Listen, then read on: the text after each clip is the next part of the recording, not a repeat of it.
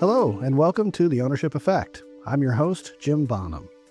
This season, we've talked with founders, CEOs, and policy experts about why employee ownership matters. But today, we focus on the people at the very heart of ESOPs, the employee owners themselves.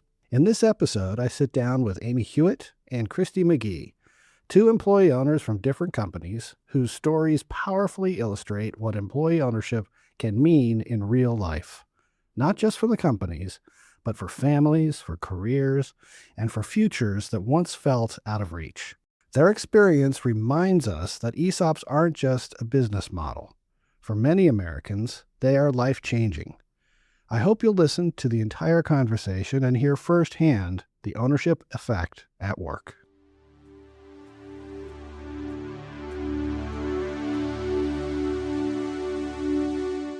Welcome to the Ownership Effect. We have with us here today Amy Huot from Proponent and Christy Magee from the DVL Group.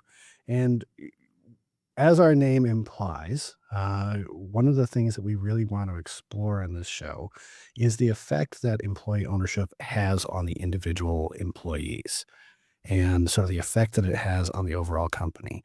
And the two of you have been around the ESOP community for quite some time. But individually, you have some really interesting stories about what employee ownership in your ESOP has meant to you as individuals. So I always like to start off by first telling us a little bit about who you are, where you work, what your company does. So Amy, you get to go first. Okay. All right. As you said, I'm Amy Huot, and I work for Proponent. I'm based out of Connecticut. We are the world's largest independently owned aircraft parts distribution company. We're growing so fast. We actually are buying new warehouses and just setting up all over the place, which is great. So you guys are the ones that when the plane breaks down, you get the part there so that we can all get back on the plane and get to where we need to be. That's exactly right. And I tend to travel a lot for work. I have a team that's located in multiple locations, including right outside of Amsterdam. And I get a little judgy when my plane is late because of an equipment issue, because I know where they could get the parts, and that I have no tolerance for that. And how long have you been with Proponent? 14 years now. 14 years now. Mm-hmm. Oh, that's amazing. Yeah. And Christy, tell us about you and the DVL Group. Yep. So DVL Group, we just celebrated our 40th anniversary last year. I've been there for 10 years. And we deal with critical infrastructure. So you think about this building, how did the power get into it? How is the thermal cooling down the data centers? And all the fun stuff in between, and the backup power generation should a thunderstorm roll through. We do all that fun stuff. So the company's 40 years old. How long has it been an ESOP? It's partial ESOP 2006. So it's a big year for us, coming up on 20 years, full ESOP 2012. Since 2012, you've been 100%. Oh, and growing like a weed. Just up to 178 associates. It's crazy. Multi-state. We're all over the place now. Our latest acquisition was in Boise, Idaho. Wow. So how many states is DVL in? We service 11 states. We have 6 offices in 5 states. And how many employee owners? 178. 178. And how about Proponent? We have been 100% employee-owned since 2001. We actually started our ESOP transaction in 1984. And we are now up to 660 employees worldwide.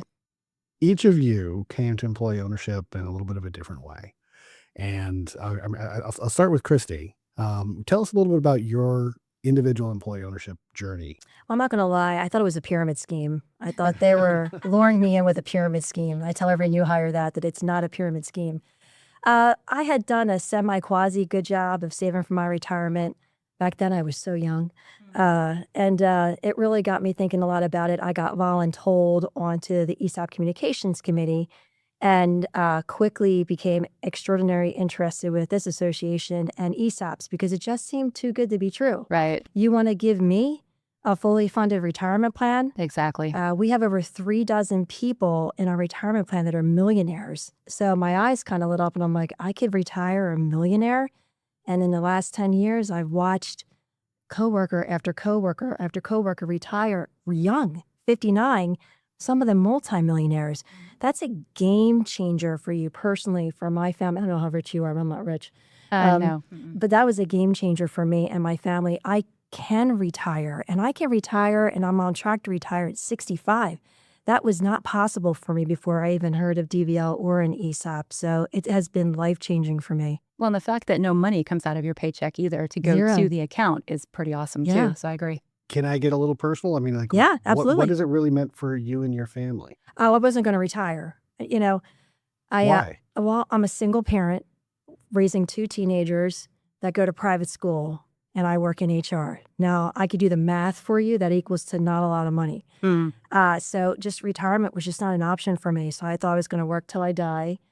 And I always have contributed to a 401k, and I've always worked for a company that matches it. But quite frankly, if you're not putting everything you can every year into a 401k, you're just not going to get that bang for your buck. And when you have a mortgage and all these other things that need your attention today, it's hard to fully contribute that full max into your 401k to get that company match. So while DVL does do that, we match 50 cents on every dollar up to $4,900, which is also very generous. Yep. It's not enough to retire.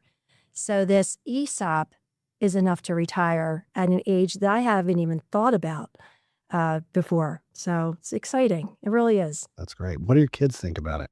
They know all about it. When I work from home, I'm a classic salesperson, a salesperson by nature. I came from sales. And DVL is a great place to work. Literally and figuratively ranked 8 years in a row as a great place to work company. You need to get in here. If you can get in here, get in here. And by the way, let's talk about your last day.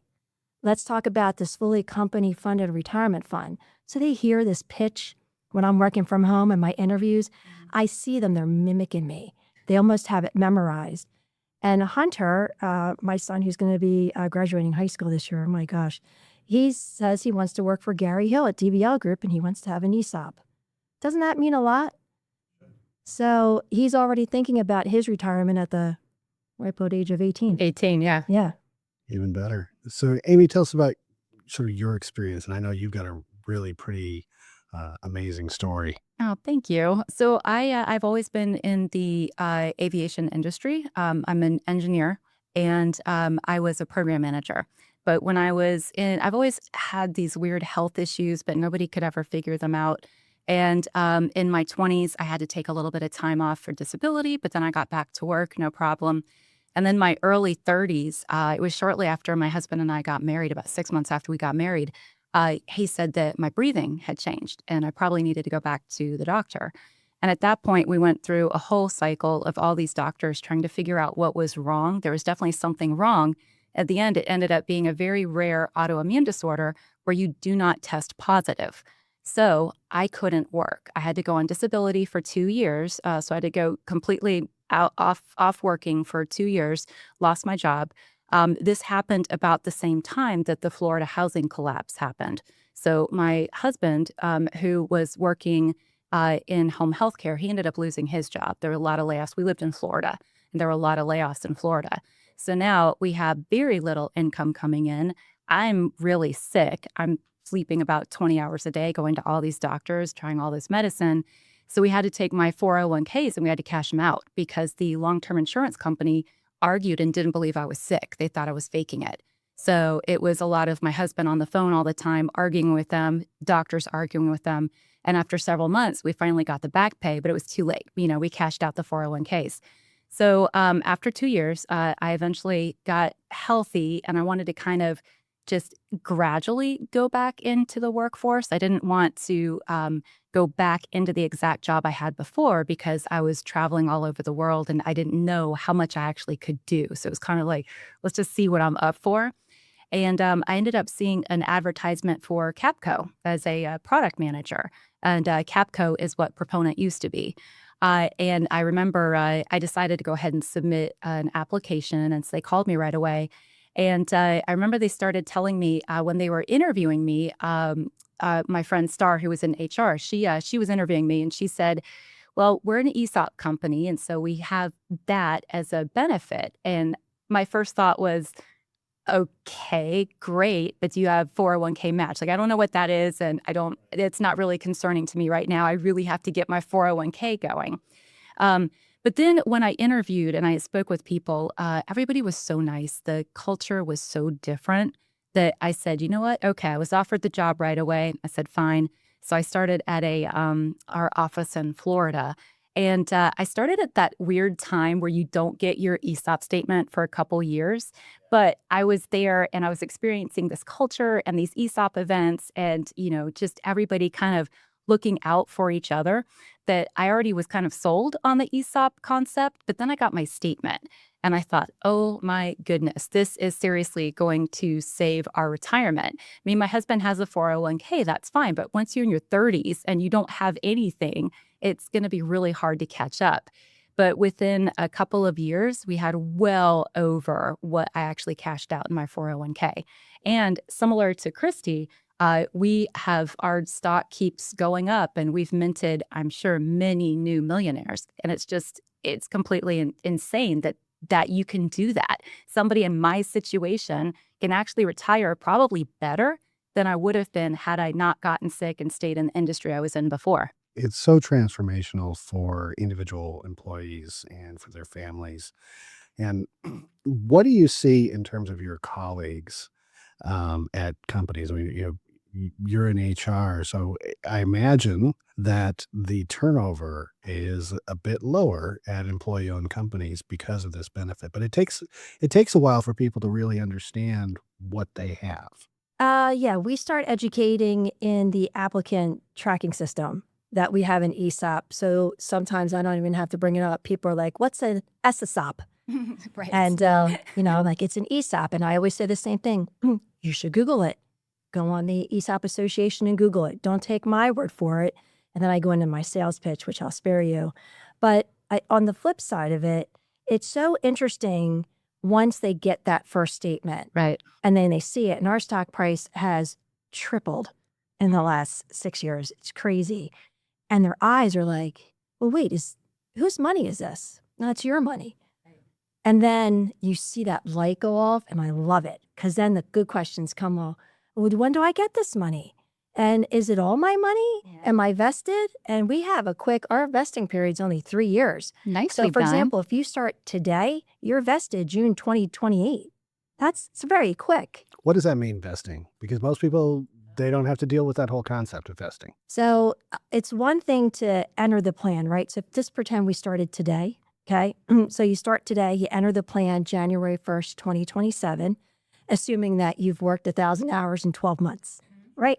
So then we have at DBL Group a cliff vesting period, which means it's nothing until you hit that 3-year mark. So working 1,000 hours your first, second, and third year, and then voila, you're vested. All of that money that the company has allocated to you on an annual basis is your money. It's a retirement plan, just like ERISA. In fact, it's pretty much the same as a 401k, except you can't put any money into it and you can't borrow against it. So when you say that, sometimes they're like, oh, I get it. So I have to be 65. And I don't get into the whole diversification thing at that point when you're new on your first day. But yeah, it's a retirement plan. It's there for you when you retire. I think my favorite part, though, is when they come to me and they say, I'm going to retire at the end of the year. Well, how do I get this ESOP money? And when they really start to think about it and they go through the process, I had somebody say to me 2 months ago, what am I going to do with all this money? And That's I'm a good like, problem to have. isn't that a great problem to have? And isn't it great you have these new grandbabies that you can spoil? But even people that are with the company so long, I think we start to, I don't think we take it for granted, but it's there and you're working and you're doing everything you can to make it bigger. But when you're really talking about that day, when am I getting this check? Their eyes just... It hits you. It hits them. Yeah. I had one person tear up on me once, which made me cry. And I'm not a crier, as you know. So it's a game changer. And being here for 10 years and watching so many lives change and people being able to retire early, it's really awesome. So what kind of advice, I mean, this is a sort of a problem that most companies don't have to even deal with. I mean, this is sort of like this is a high rent problem, right? My employees are retiring and I have to advise them on what to do with all the money that they're going to have when they retire. What do you do at your companies to help advise these employees who may have never dealt with that kind of those kind of resources before? It's so important that you start educating early. So annually we have training. We have an ESOP 101, 201, 301, 401. That 401 is only for people 55 and older, because one of our problems is people retire young, right? Because they can. And we start talking to them at 55 about what happens at 65. We have several different financial advisors that we work with. We don't want to give them any financial advice personally. So we set them up with different financial advisors to help them start this track. But it's not something that you start at 65. You have to start educating them earlier, because it is a lot of money. And you are taxed on it. So if you think about it, you stop working, you have no income coming in. Now your benefits are not being company provided either. And now you have this big chunk of change coming out that you're about to get taxed on. And it's like about just a millionaire. It's a lot of money. So you got to set them up way earlier so that they're prepared for it. Yeah, exactly. I think, one of the things we do, we really, really believe in educating everybody. I know you've heard about this because I've talked about it before. We have something called Flight School, and it's our online web platform, and we have all kinds of classes on there. We're really big into personal development and developing in your job. And one of the things that we do when employees first come to the company is we assign them classes in Flight School, and it goes through the ESOP concept. It's like an ESOP 101 basically, but it offers a whole lot of other things, a lot of other classes that you can take to further develop your career. But one of the things that we also offer is we have a basic question and answer, I guess, box. It's an thing, but you can ask questions about diversification. And that is something that once you get towards middle 50s, that HR starts talking about. But you can really ask about it, and you can go investigate it at our company anytime. So you've both worked at other non-employee-owned companies, and you've obviously been at your companies now for quite a while. How would you describe the ownership effect on the way the company itself is run and the way that employees approach their jobs? It really is a game changer for us. I mean, we're growing so fast, and one of the challenges that we have is we tend to acquire companies. That's how we were growing originally. So we acquire companies. So now you're trying to convince folks that are maybe on a pension or have, a really nice 401k match that they're now coming under our umbrella. They're going to be part of the ESOP plan. We get sometimes we get a little bit of a fight over that. People are really skeptical about it. So we've really developed some training to tell people what it's about. But once people are in the company for, not even a month, you start seeing how much everybody looks out for each other.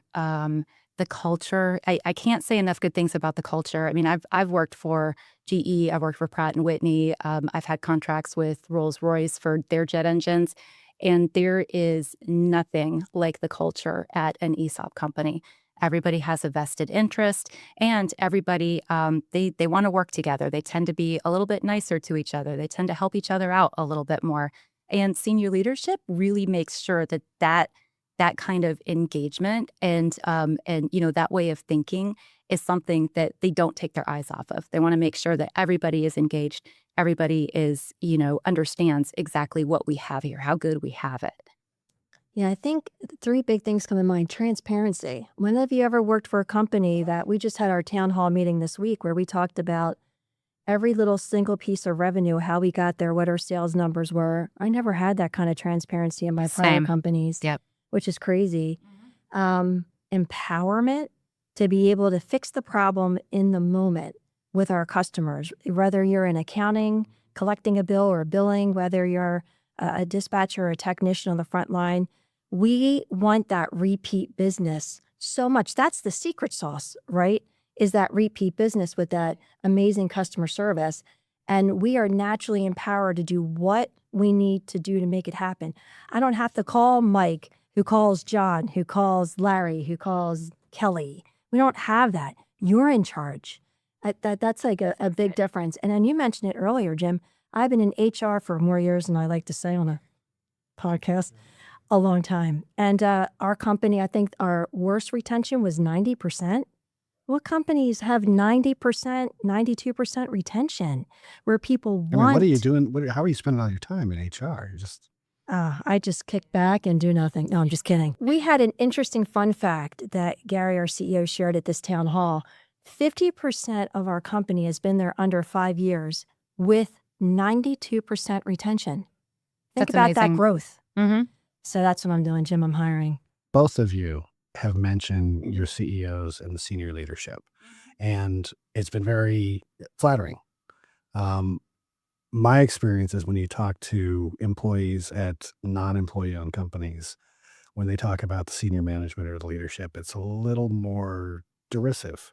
How engaged is leadership with employees at your company? They're very engaged. And like Christy was saying, they're also very transparent. So, if we're looking at growing the business, if we're looking at acquiring another company, then, they're going to let us know about that.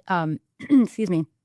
As much as they can. We have, quarterly meetings where they talk about how the business is doing. We also have on ProConnect, which is our intranet, our webpage, basically.